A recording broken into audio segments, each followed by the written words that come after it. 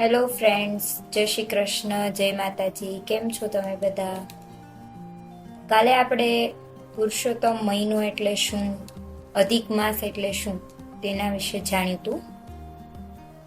અને આજે આપણે છે આ વિડીયોમાં શ્રી પુરુષોત્તમ માસ મહાત્મ્ય એ બુક છે મને મળી છે. આ બુક છે બહુ જૂની છે.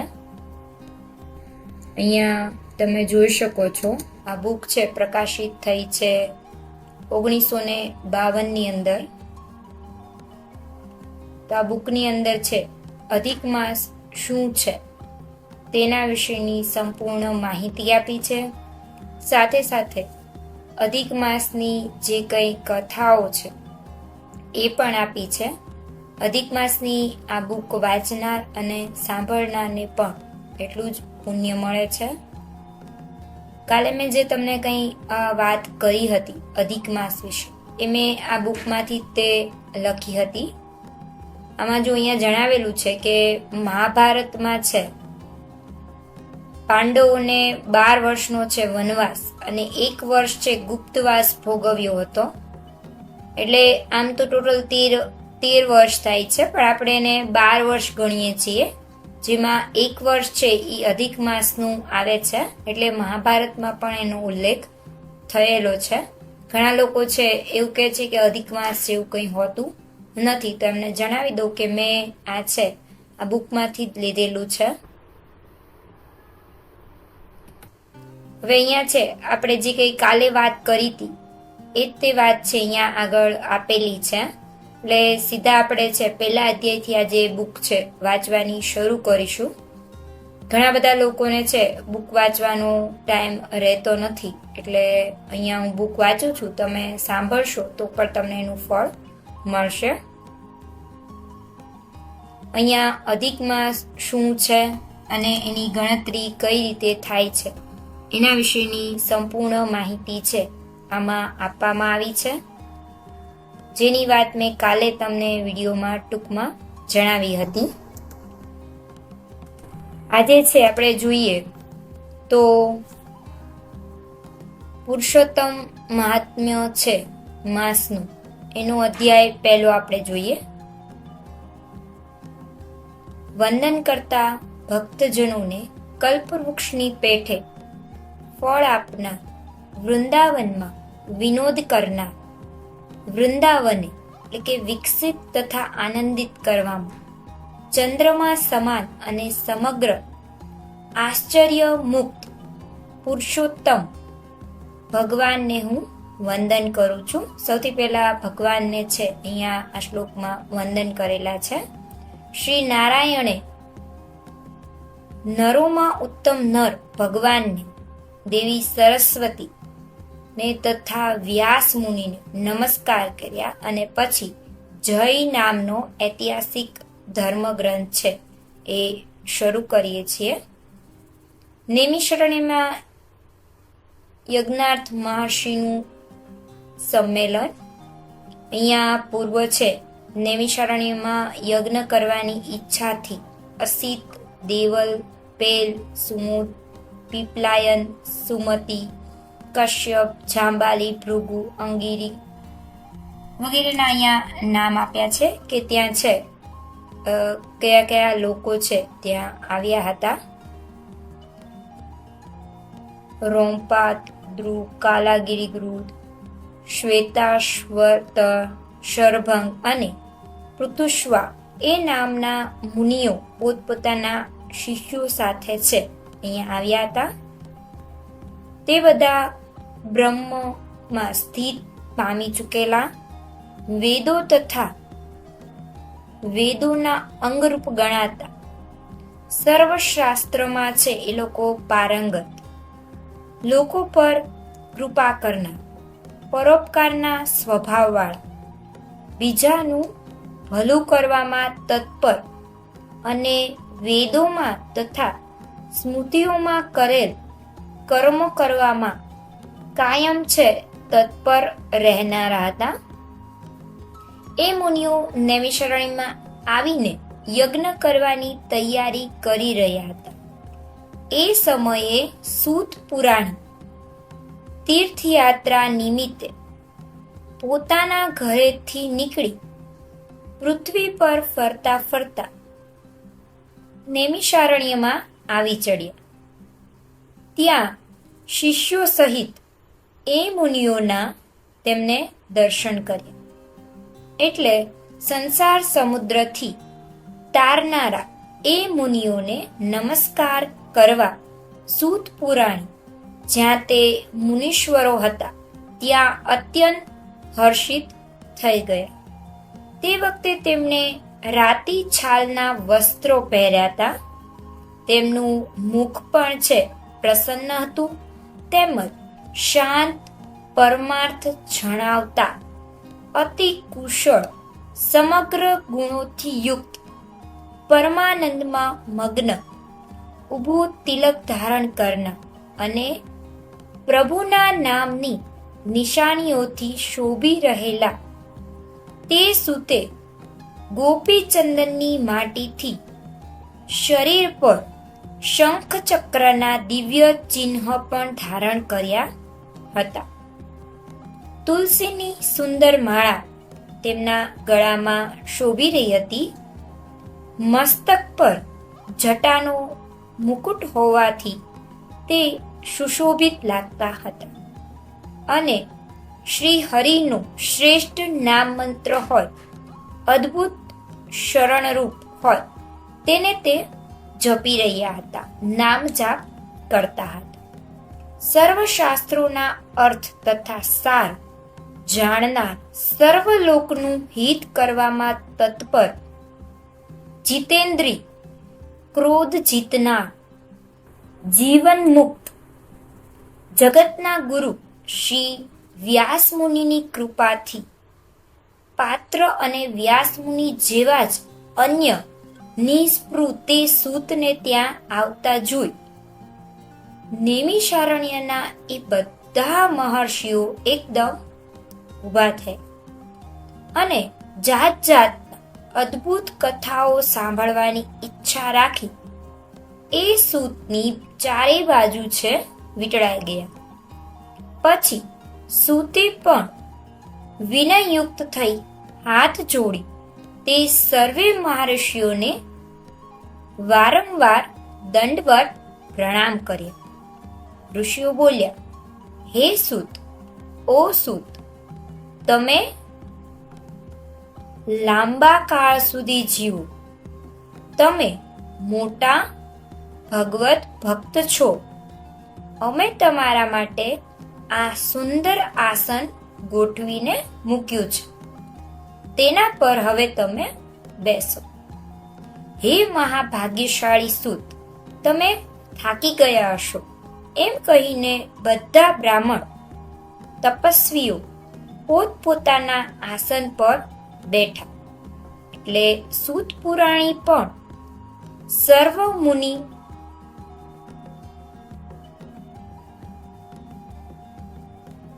સમુદાયને તપની વૃદ્ધિ વિશેનો કુશળ પ્રશ્ન વિનયપૂર્વક પૂછી એ ઋષિઓએ બતાવેલ આસન પર આનંદથી બેઠા.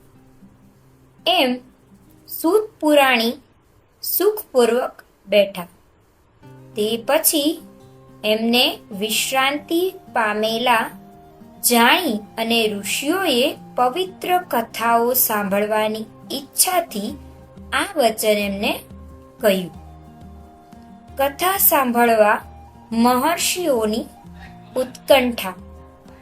ઋષિઓ બોલ્યા, હે સૂત, હે મહાભાગ્યશાળી સૂત, હાલમાં તમે એક જ ભાગ્યશાળી છો, કેમ કે તમે ગુરુની કૃપાથી વ્યાસ મુનિનું વચનનું રહસ્ય જાણો છો. હે વ્યાસના શિષ્યોમાં શિરોમણી, તમે સુખી છો ને? આજે લાંબા સમયે તમે વનમાં કેમ દેખાયા? તમે પ્રશંસા પાત્ર અને પૂજનીય છો. હે મહાભાગ, આ અપાર સંસારમાં હજારો સાધનો સાંભળવા લાયક છે, તેમાં જે સાધન વધારે કલ્યાણકારી, અતિશય નાનું, સારરૂપ, શુભદાયક તથા સંસાર સમુદ્રમાં ડૂબતા મનુષ્યને પાર પહોંચાડનારું તમારા મનમાં નક્કી કરાયું હોય તે અમને કહો. અજ્ઞાનરૂપ અંધકારને લીધે આંધળા બનેલા લોકો ને નેત્ર આપવામાં તત્પર રહેતા હે સૂત, સંસારરૂપી રોગને મટાડવામાં રસાયણ સમાન શ્રી હરિની લીલા રૂપ રસથી યુક્ત અને પરમાનંદ મોક્ષપદનું કારણ જે કોઈ કથાસાર હોય તે અમને જલ્દીથી કહો. શેનકાદી મહર્ષિઓએ એમ કથા સાંભળવા પૂછ્યું ત્યારે સૂત પુરાણે બે હાથ જોડી બોલ્યા. સૂતે કહ્યું કે હે મુનિઓ, તમે બધા સાંભળો. હું અતિ મનોહર વૃત્તાંત કહું છું. હે બ્રાહ્મણો, પ્રથમ હું પુષ્કર તીર્થમાં ગયો. ત્યાં પવિત્ર ઋષિઓ, દેવો તથા પિતૃગણોને તૃપ્ત કર્યા. પછી ત્યાંથી પાપના બંધનનો નાશ કરનારી યમુના નદી પર ગયો. પછી બીજા તીર્થોમાં પણ અનુક્રમે જઈને હું ગંગા નદી પર ગયો. ત્યાંથી કાશી જઈ પછી ગયા ક્ષેત્રમાં ગયો. ત્યાં પિતૃઓનું પૂજન તર્પણ કરી ત્યાંથી વેણી અને કૃષ્ણા નદી પર ગયો હતો. ત્યાં સ્નાન કર્યા પછી ત્યાંની ગંડકી નદીના કિનારે પુલહ ઋષિના આશ્રમમાં ગયો હતો. પછી ધેનુમતી નદીમાં સ્નાન કરી ત્યાંની સરસ્વતી નદીના કિનારે ગયો હતો. હે બ્રાહ્મણો, ત્યાં હું 3 રાત્રિ રહ્યો હતો. પછી ત્યાંથી ગોદાવરી, ગુતમાલા, કાવેરી, નિર્વિદ્યા, તામ્રપર્ણિકા, તાપી, વેહાયસી, નંદા તથા નર્મદા નદી પર હું ગયો હતો. ત્યાંથી ચર્મણ્યવતી નદી પર જઈને પછી હું સેતુબંધ એટલે કે રામેશ્વર તીર્થમાં આવ્યો હતો. ત્યાંથી શ્રી નારાયણના દર્શન કરવા હું બદ્રિકાશ્રમ ગયો હતો. ત્યાં નારાયણના દર્શન કરી તપસ્વીઓને વંદન કરી તે નારાયણ દેવીની સ્તુતિ કરી હું સિદ્ધ ક્ષેત્રમાં આવ્યો હતો. એમ ઘણા તીર્થમાં ફરતા ફરતા હું કુરુ દેશમાં તથા જંગલ દેશમાં જઈ પડ્યો અને ત્યાંથી હું હસ્તિનાપુર ગયો હતો. હે બ્રાહ્મણો, ત્યાં મેં સાંભળ્યું કે પરીક્ષિત રાજા રાજ્ય છોડી અનેક ઋષિઓની સાથે મહાપવિત્ર ગંગાના કિનારા પર ગયા છે અને ત્યાં સિદ્ધિઓ, યોગીઓ તથા સિદ્ધિરૂપ ભૂષણો વાળા દેવઋષિઓ પણ આવ્યા છે. તેમાંના કેટલાક આહાર રહિત રહેનાર, કેટલાક વાયુનો જ આહાર કરનાર, કેટલાક જળનો આહાર કરનાર, કેટલાક પાંદડાઓનો આહાર કરનાર, કેટલાક શ્વાસનો જ આહાર કરનાર, કેટલાક ફળોનો આહાર કરનાર અને કેટલાક પાણીનો જ આહાર કરનાર હતા. હે બ્રાહ્મણો, મને એ સમાજના દર્શન કરવાની ઈચ્છા થઈ, તેથી હું પણ ત્યાં ગયો. એ વખતે વ્યાસપુત્ર ભગવાન શુકદેવજી પણ ત્યાં આવી ચડ્યા. હે મહામુનિ, બ્રહ્મ સ્વરૂપ થઈ ચૂકેલા પ્રતાપી અને કૃષ્ણના ચરણ કમળમાં મનની ધારણા ધર્યા કરે છે.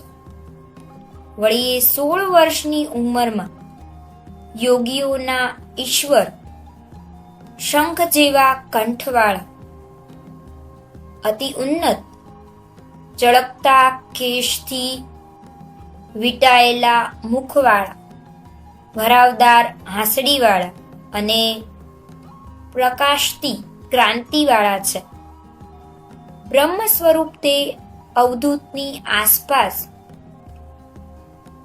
થૂકતા બાળકો અને હાથમાં ધૂળ ધારણ કરતી સ્ત્રીઓના ટોળા પણ હાથીની ચોપાસ માખીઓને પેઠે તેમને વીંટળાઈને વળ્યા હતા. આખા શરીરે ધૂળથી ખરડાયેલા મહામુનિ શુકદેવજીને જોઈ બધા મુનિઓ છે હર્ષથી હાથ જોડી એકદમ ઊભા થયા. તે જોઈ અજ્ઞાની સ્ત્રીઓ તથા બાળકો દૂર ઊભા રહ્યા અને શુકદેવજીને નમસ્કાર કરી પોતે તેમનું અપમાન કર્યું છે પશ્ચાતાપ કરતા પોતપોતાના ઘરે ગયા. પછી મુનિઓએ એ શુકદેવજી માટે ઊંચું ઉત્તમ આસન ગોઠવ્યું એટલે તેના પર શુકદેવજી બેઠા અને તેમની ચારે બાજુ છે કમળની કળીઓની ચોપાસની જેમ પાખડીઓ હોય તેમ બધા મુનિઓ પણ બેઠી જાય છે. તે પછી જ્ઞાનરૂપી મોટા સમુદ્રનો ફેલાવો કરવામાં ચંદ્ર સમાન ભગવાન શુકદેવજીએ ત્યાં બેસી બ્રાહ્મણોએ કરેલ પૂજાનો સ્વીકાર કર્યો અને તે વખતે એ વ્યાસપુત્ર મહામુનિ તારાઓથી વીંટળાયેલી ચંદ્રમા પેઠે શોભી રહ્યા હતા.